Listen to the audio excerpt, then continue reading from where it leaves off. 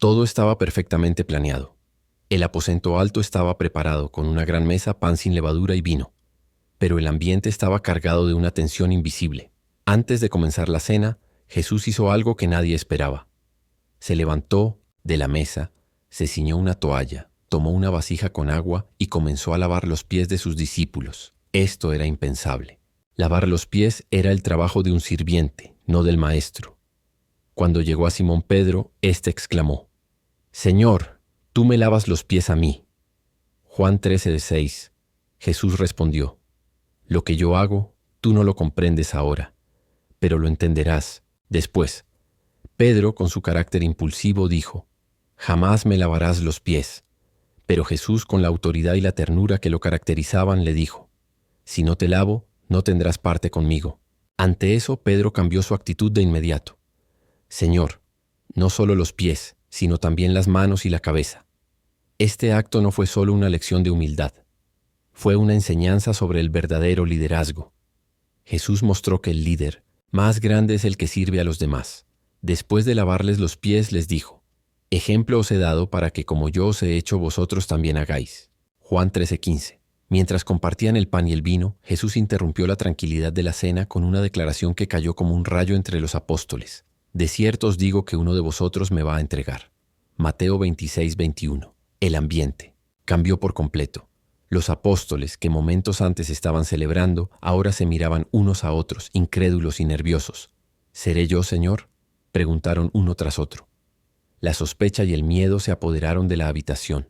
«Jesús», respondió, «el que mete la mano conmigo en el plato, ese me va a entregar». Judas Iscariote, que había estado ocultando sus verdaderas intenciones, se atrevió a preguntar también: «¿Seré yo, maestro?». Y Jesús, mirándolo directamente a los ojos, dijo: «Tú lo has dicho». Mateo 26:25. En ese momento Judas supo que Jesús sabía todo, pero su corazón ya estaba endurecido.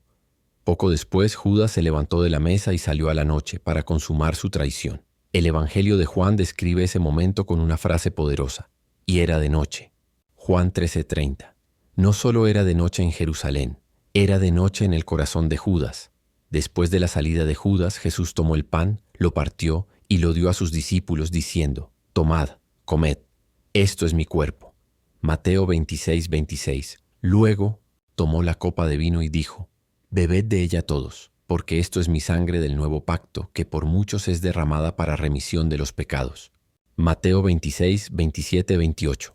En ese momento, Jesús no solo estaba compartiendo una comida, estaba instituyendo la Santa Cena, un acto que sería recordado y practicado por los creyentes por generaciones. El pan representaba su cuerpo, que sería quebrantado.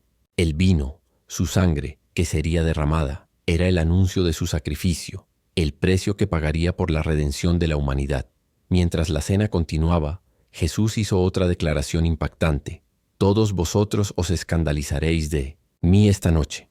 Mateo 26:31. Pedro, con su habitual valentía o terquedad, exclamó: «Aunque todos se escandalicen de ti, yo nunca me escandalizaré». Pero Jesús lo miró y dijo: «De cierto te digo que esta noche, antes que el gallo cante, me negarás 3 veces». Pedro, incapaz de aceptar esa predicción, respondió: «Aunque me sea necesario morir contigo, no te negaré». Y todos los discípulos dijeron lo mismo. Pero Jesús sabía lo que vendría. Sabía que cuando llegara la hora de la verdad, el isin poesi, miedo sería más fuerte que sus palabras. Después de la cena cantaron un himno juntos. Imagínate ese momento. Jesús, sabiendo que estaba a punto de ser arrestado, traicionado y crucificado, cantando con sus amigos. Luego se dirigieron al huerto de Getsemaní, donde la prueba final comenzaría. La última cena no fue solo una comida. Fue el escenario donde la lealtad y la traición se encontraron cara a cara. Los apóstoles salieron de esa cena sin comprender del todo lo que estaba por venir.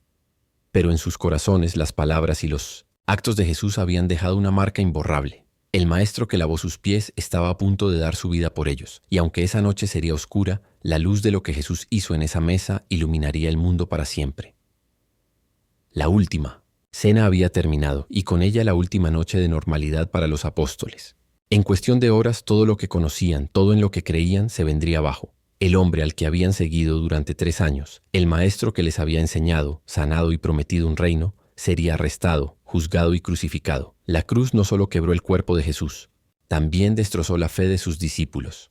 Después de la cena, Jesús llevó a sus apóstoles al huerto de Getsemaní, al pie del monte de los Olivos. Allí se apartó para orar, mientras sus discípulos, agotados, intentaban mantenerse despiertos. Jesús estaba en agonía. Su sudor caía como gotas de sangre mientras clamaba al Padre: «Padre mío, si es posible, pase de mí esta copa, pero no sea como yo quiero, sino como tú». Mateo 26:39. Mientras Jesús luchaba en oración, los apóstoles dormían, inconscientes de que el momento más crítico estaba por llegar. De repente, la tranquilidad de la noche se rompió con el sonido de pasos, antorchas y espadas. Judas Iscariote apareció, guiando a una multitud armada de soldados y oficiales del templo. Se acercó a Jesús y con un beso selló su traición. ¿Con un beso entregas al Hijo del Hombre?, preguntó Jesús.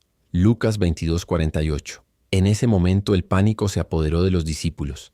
Cuando los soldados arrestaron a Jesús, los apóstoles entraron en pánico.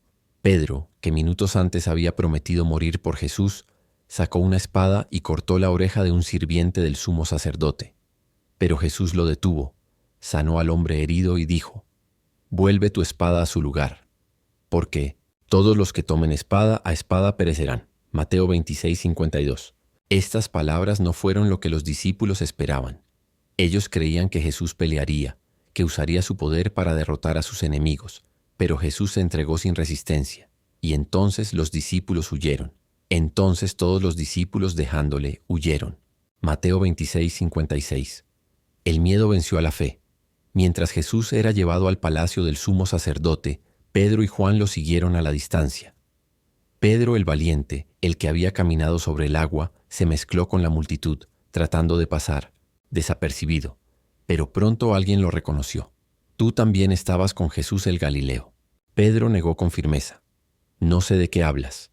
Otra persona insistió: «Este también estaba con Jesús de Nazaret». Pedro respondió: «No conozco al hombre». Finalmente un tercero dijo: «Verdaderamente tú también eres de ellos, porque tu manera de hablar te delata». Y entonces Pedro comenzó a maldecir y a jurar: «No conozco al hombre». Mateo 26:69-74. En ese momento el gallo cantó. Pedro recordó las palabras de Jesús: «Antes que el gallo cante, me negarás 3 veces». Y salió fuera, y lloró amargamente. El líder de los apóstoles, el hombre que había prometido lealtad hasta la muerte, había caído. Jesús fue juzgado en la noche con un juicio injusto y apresurado. Los líderes religiosos querían deshacerse de él rápidamente antes de la Pascua. Pilato, el gobernador romano, no encontró culpa en Jesús, pero cedió ante la presión de la multitud que gritaba: «¡Crucifícalo!». Jesús fue azotado, coronado con espinas y llevado al Gólgota, el lugar de la calavera. Los apóstoles, escondidos por miedo, no estuvieron allí para defenderlo. Solo Juan, el discípulo amado, se mantuvo cerca, junto con María, la madre de Jesús, y algunas mujeres fieles. El resto se había dispersado temiendo por sus vidas. Cuando los clavos atravesaron las manos y los pies de Jesús, el sonido no solo perforó la carne del Maestro, sino también el corazón de sus discípulos. Las cruz, ese instrumento de tortura y muerte, parecía el final de todo. Jesús murió y fue enterrado en una tumba prestada. El viernes terminó en silencio, y el sábado fue aún más sombrío. Los discípulos se reunieron en secreto, encerrados en una casa por miedo a los judíos. Juan 20:19. Imagínate el ambiente en esa habitación. El aire estaba cargado de dolor, confusión y culpa. Pedro, atormentado por su negación. Juan, recordando los últimos momentos al pie de la cruz. Tomás, luchando con su incredulidad, incapaz de entender cómo el Mesías había muerto. Mateo y Simón el Celote, preguntándose cómo su sueño de libertad y justicia había terminado en una tumba. Todos estaban paralizados por el miedo. La esperanza que alguna vez tuvieron en Jesús parecía haberse desvanecido. Para los apóstoles, la muerte de Jesús no fue solo la pérdida de un amigo. Fue el colapso de todas sus expectativas. Ellos creían que Jesús restauraría el reino de Israel, que derrotaría a los romanos, que establecería un reinado de justicia. Pero ahora su líder estaba muerto, y ellos eran perseguidos. El futuro era incierto. ¿Volverían a pescar? ¿Volverían a sus antiguas vidas? Pero en medio de la desesperación, algo estaba a punto de suceder. Lo que parecía el final era solo el comienzo. El peso de la cruz todavía oprimía los corazones de los apóstoles. La muerte de Jesús había sembrado un miedo profundo, una desilusión que parecía definitiva. Pero lo que no sabían era que el poder que cambiaría sus vidas para siempre estaba a punto de irrumpir en su mundo. La resurrección de Jesús no fue solo un evento histórico, fue la chispa que encendió una revolución espiritual imparable. Los hombres que huyeron con miedo, que negaron y dudaron, se transformarían en líderes audaces, dispuestos a enfrentar la muerte con tal de proclamar la verdad que ahora sabían con certeza: Jesús estaba vivo. Todo comenzó en la madrugada del domingo, cuando María Magdalena y otras mujeres fueron al sepulcro para ungir el cuerpo de Jesús. Pero al llegar encontraron algo que las dejó atónitas. La piedra que cubría la entrada estaba removida. El sepulcro estaba vacío. Un ángel les dijo: ¿Por qué buscáis entre los muertos al que vive? No está aquí, ha resucitado. Lucas 24, 5, 6. Las mujeres, llenas de asombro y temor, corrieron a contarles a los discípulos. Cuando las mujeres llegaron donde estaban los apóstoles escondidos y les dieron la noticia, la respuesta no fue inmediata fe. Estas palabras les parecían locura y no las creían. Lucas 24, 11. Pedro y Juan, sin embargo, corrieron al sepulcro para ver por sí mismos. Juan llegó primero, pero Pedro entró al sepulcro. Encontraron las vendas en el suelo y el sudario que había cubierto la cabeza de Jesús, doblado aparte. ¿Qué significaba esto? El cuerpo no había sido robado. Algo más profundo, más poderoso había ocurrido, pero aún no comprendían del todo. Ese mismo día, 2 de los discípulos, Cleofás y otro, caminaban hacia Emaús, discutiendo sobre todo lo que había pasado. Sus corazones estaban llenos de tristeza y confusión. Mientras caminaban, Jesús mismo se acercó y comenzó a caminar con ellos, pero ellos no lo reconocieron. Jesús les preguntó: ¿Qué pláticas son estas que tenéis entre vosotros mientras camináis y estáis tristes? Lucas 24, 17. Le contaron sobre Jesús de Nazaret, su esperanza en él y cómo había sido crucificado. También mencionaron las noticias del sepulcro vacío. Entonces Jesús, con paciencia y sabiduría, les explicó las Escrituras, mostrándoles cómo todo lo que había sucedido estaba predicho. Al llegar a su destino, lo invitaron a quedarse. Cuando Jesús partió el pan, sus ojos fueron abiertos y lo reconocieron. Pero en ese instante Jesús desapareció. Se miraron y dijeron: ¿No ardía nuestro corazón en nosotros mientras nos hablaba en el camino y nos abría las Escrituras? Lucas 24, 32. Esa misma noche, los 2 discípulos corrieron de regreso a Jerusalén para contarles a los 11 que Jesús estaba vivo. Mientras compartían la noticia, Jesús apareció en medio de ellos. Paz a vosotros. Lucas 24, 36. Los apóstoles estaban aterrados, pensando que veían un espíritu. Pero Jesús les mostró sus manos y sus pies y les dijo: Mirad mis manos y mis pies, que yo mismo soy. Palpad y ved, porque un espíritu no tiene carne ni huesos, como veis que yo tengo. Lucas 24, 39. Incluso les pidió algo de comer, y comió pescado delante de ellos para demostrar que estaba vivo en cuerpo y espíritu. Después de su resurrección, Jesús tuvo un encuentro especial con Pedro, quien todavía llevaba la culpa de haberlo negado 3 veces. A orillas del mar de Galilea, Jesús se acercó a Pedro y le preguntó: Simón, hijo de Jonás, ¿me amas más que estos? Pedro respondió: Sí, Señor, tú sabes que te amo. Jesús le dijo: Apacienta mis corderos. Juan 21, 15. Jesús repitió la pregunta 2 veces más, y cada vez Pedro respondió afirmativamente, hasta que su corazón fue restaurado. No fue solo un acto de perdón, fue una comisión.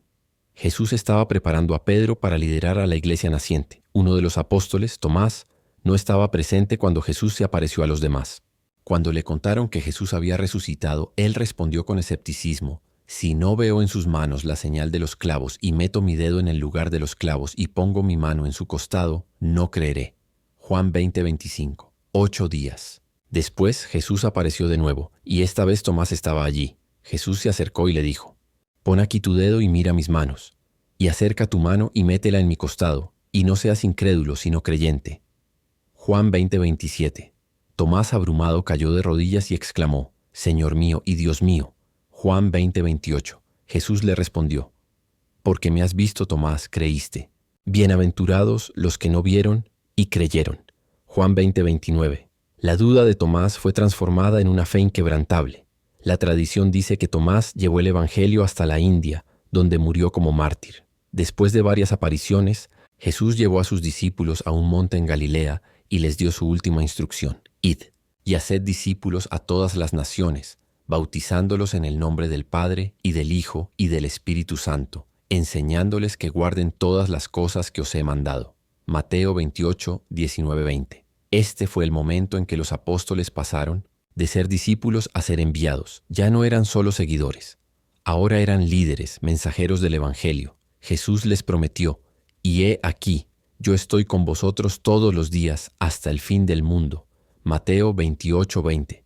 Finalmente, Jesús llevó a los apóstoles al Monte de los Olivos, cerca de Betania. Allí levantó sus manos y los bendijo. Mientras los bendecía, fue elevado al cielo, y una nube lo ocultó de su vista. Los apóstoles se quedaron mirando al cielo, asombrados, hasta que 2 ángeles aparecieron y dijeron: varones Galileos, ¿por qué estáis mirando al cielo? Este mismo Jesús que ha sido tomado de vosotros al cielo, así vendrá como le habéis visto ir al cielo.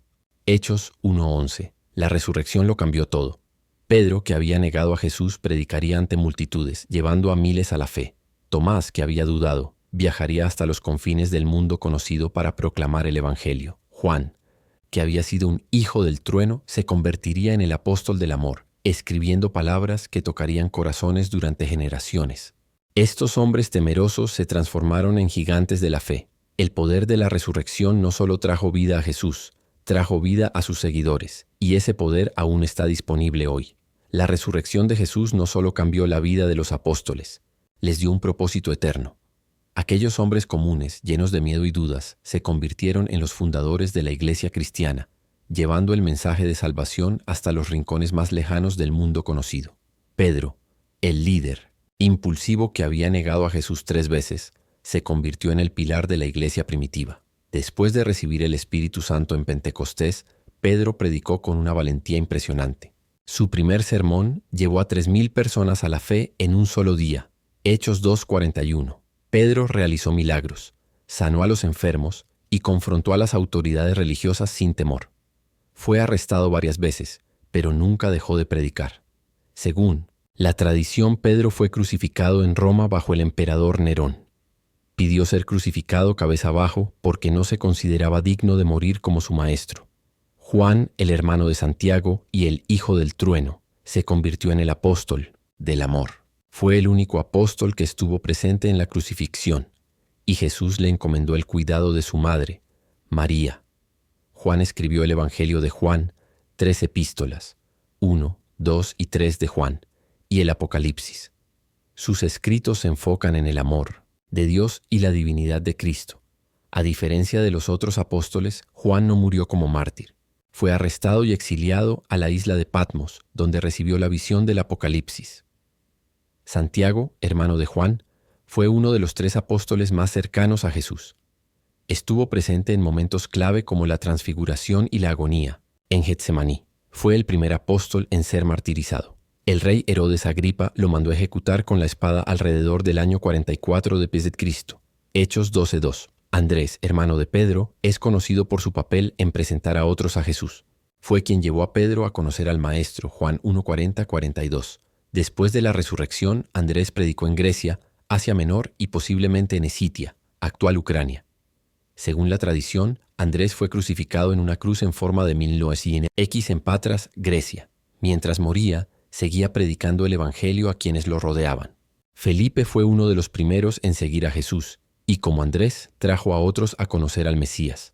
Fue él quien presentó a Natanael, Bartolomé, a Jesús. Juan 1:45-46. Después de la resurrección, Felipe predicó en Frigia y Hierápolis, en la actual Turquía. Según la tradición, Felipe fue crucificado boca abajo por predicar el Evangelio, pero continuó enseñando a la multitud hasta su último aliento. Bartolomé, también conocido como Natanael, fue el apóstol que Jesús describió como un verdadero israelita en quien no hay engaño. Juan 1:47. Después de la resurrección, Bartolomé predicó en la India, Persia y Armenia. La tradición dice que fue desollado vivo y luego decapitado por su fe en Armenia. Tomás es conocido por su escepticismo inicial. Si no veo, no creeré, dijo cuando le hablaron de la resurrección. Juan 20:25. Pero una vez que vio al Cristo resucitado, su fe fue inquebrantable. Tomás llevó el Evangelio hasta la India, donde fundó comunidades cristianas que aún existen hoy. Fue traspasado con lanzas por soldados paganos mientras oraba. Mateo. El recaudador de impuestos despreciado se convirtió en el autor del Evangelio de Mateo, que conecta la historia de Jesús con las profecías del Antiguo Testamento. Después de la resurrección, Mateo predicó en Etiopía y Persia. Se cree que murió como mártir, apuñalado mientras celebraba una misa. Santiago el Menor, hijo de Alfeo, es menos conocido que su tocayo, el hijo de Zebedeo, pero fue un líder clave en la iglesia de Jerusalén. Según la tradición, fue arrojado desde el pináculo del templo y luego golpeado hasta la muerte por negarse a renunciar a su fe en Jesús. Simón el Celote era parte de un grupo radical que buscaba liberar a Israel del dominio romano. Pero Jesús lo transformó en un pacificador, predicó en Egipto y Persia, y la tradición dice que fue aserrado por la mitad por su fe. Judas Tadeo, también conocido como Lebeo, es a menudo confundido con Judas Iscariote, pero su vida fue un testimonio de fe y lealtad. Predicó en Mesopotamia y Persia y fue martirizado por ser fiel al Evangelio. Es conocido como el patrón de las causas imposibles, debido a su valentía para enfrentar situaciones desesperadas con fe. Judas Iscariote es el apóstol que traicionó a Jesús por 30 piezas de plata. Después de ver las consecuencias de su traición, intentó devolver el dinero, pero fue rechazado. Desesperado, se ahorcó. Mateo 27:5. Después de su muerte, Matías fue elegido para ocupar su lugar entre los 12. Hechos 1:26. Los 12 apóstoles no fueron elegidos por su perfección, sino por su disposición a seguir a Jesús hasta el final. Cada uno enfrentó desafíos, pruebas y en la mayoría de los casos la muerte, pero ninguno negó la verdad que habían visto con sus propios ojos. Jesús estaba vivo. Su legado es el fundamento del cristianismo y sus vidas son un testimonio de que Dios puede usar a personas comunes para hacer cosas extraordinarias. Hoy, la fe que profesaron sigue viva y su historia sigue inspirando a millones en todo el mundo.